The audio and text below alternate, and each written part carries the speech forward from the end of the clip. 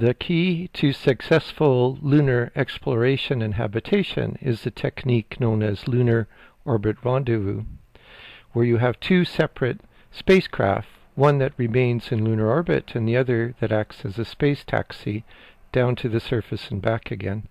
The champion for this technique was John Hubble at NASA. I think he should have won a Nobel Prize in Physics for this remarkable idea. The space taxi that was developed for the Apollo program was called the Lunar Excursion Module, or LEM for short. A remarkable spacecraft, probably the most remarkable part of the Apollo program. All the other technology could be tested in Earth orbit and had been proof of concept during the Gemini missions. It was the Lunar Excursion Module that was profoundly unique in Apollo. A two-stage rocket, or two-stage spacecraft, one stage to descend to the moon, the other to ascend to the moon. It used hypergolic fuels which ignited spontaneously when they were mixed, had a high specific impulse, very high reliability. It performed remarkably not only for the lunar landings, but it also acted as a lifeboat, I should say, for the Apollo 13 mission. The LEM was designed to take two astronauts to the lunar surface and to house them for hours and hours as they were on the surface. It was covered in 24 layers of mylar to deal with the 400 degrees Celsius difference between sunlight and shade. Here is a short animation showing the sequence to go from lunar orbit and descend to the lunar surface. Here are actual film from Apollo 11, as you can see the LEM leaving the command module and beginning its descent to the surface. Beautiful spacecraft, don't you think?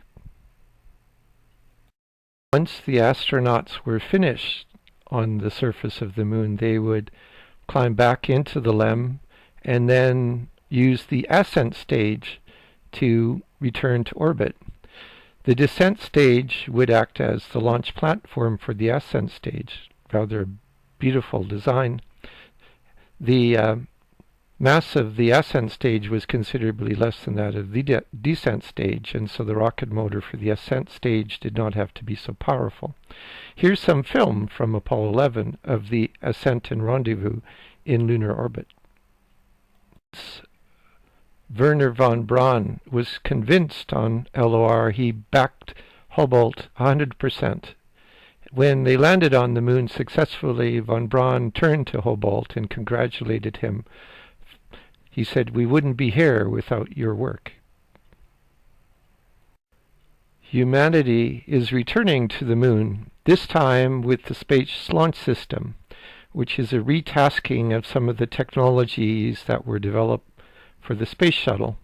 I had the honor and pleasure of being part of the review for setting down the parameters of Space Launch System, and I was an advocate for reusing the RS-25 rocket motors, the fuel tanks, the solid rocket boosters, and any other technology that proved so remarkable and reliable for the space shuttle. You can see this in the Space Launch System. On its first full-up test, it fulfilled its mission 100%. Went to the moon and back with a dummy payload. Now we have to look to develop advanced systems for the next generation Lunar Excursion Modules. And I think there's something we can draw from the X-15 program that might be useful in this technology. The X-15 had throttleable motors, the XRL-99. The Lunar Excursion Module on its descent to the moon required throttleable rocket motors. I wonder if the technology developed for the X-15 could be retasked and updated for a Lunar Excursion Module. The XLR used anhydrous ammonia and liquid oxygen has its propellant in hydrogen peroxide to drive the high-speed turbopump that delivered propellants to the engine. It delivered 250 kilonewtons of thrust for upwards of 150 seconds and had a specific impulse of 279 seconds in vacuum.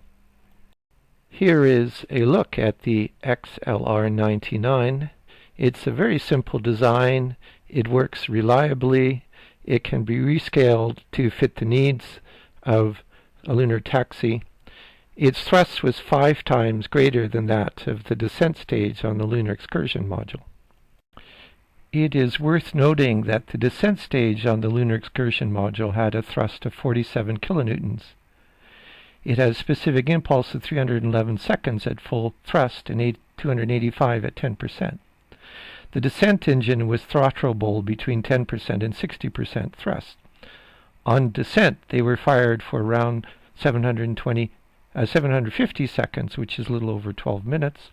The ascent stage on the LEM had 16 kilonewtons of thrust, a specific impulse of 311 seconds, and vacuum and fired for about 465 seconds. The LEM descent and ascent stage used hypergolic fuels, which had a finite storable time on the Moon. On the Moon, LOX, or liquid oxygen, is easy to provide using the electrolysis of water. Anhydrous ammonia can be produced by fractional distillation of volatiles from water ice on the south pole of the Moon. Sodium has been discovered on the Moon and could be used to produce hydrogen peroxide. Based on astrophysical measurements, it appears that 4 to 6% of the volatiles on a comet is ammonia. It is hypothesized that both ammonia and ammonium will be present in significant quantities in water at the south lunar pole. This should be assayed as part of the Artemis 3, 4, and 5 missions.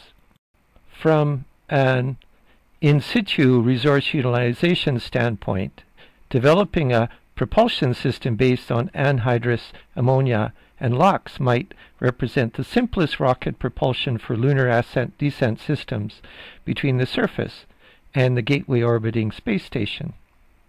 With a wise and clever design, such a system could be a single-stage-to-orbit spacecraft.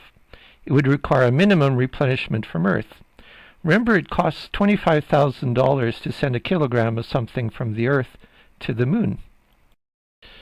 The Lunar Gateway Station is the key to long-term habitation on the Moon. It is an intermediate point between the Earth and the lunar surface. It allows the storage of resources that could be used for safety measures and for logistical purposes. It also allows a safe haven if the astronauts on the Moon have to actually leave the Moon for whatever reason. And it being in a stable orbit around the Moon makes it easier for lunar orbit rendezvous for both the Earth coming vehicles and the ones coming up from the Moon. It's a very significant part of the long-term exploration of the Moon. Humanity is returning to the Moon to stay, and a reliable space taxi or Lunar Excursion Module is key to this success. It also has to be a low-cost system. It cannot be as complicated as the LEM, but the LEM was such a good spacecraft we could learn a great deal from it. I've actually suggested we produce a refurbished and modernized version of the LEM as a secondary vehicle that could be used as a space taxi for 2 astronauts and also as a space ambulance.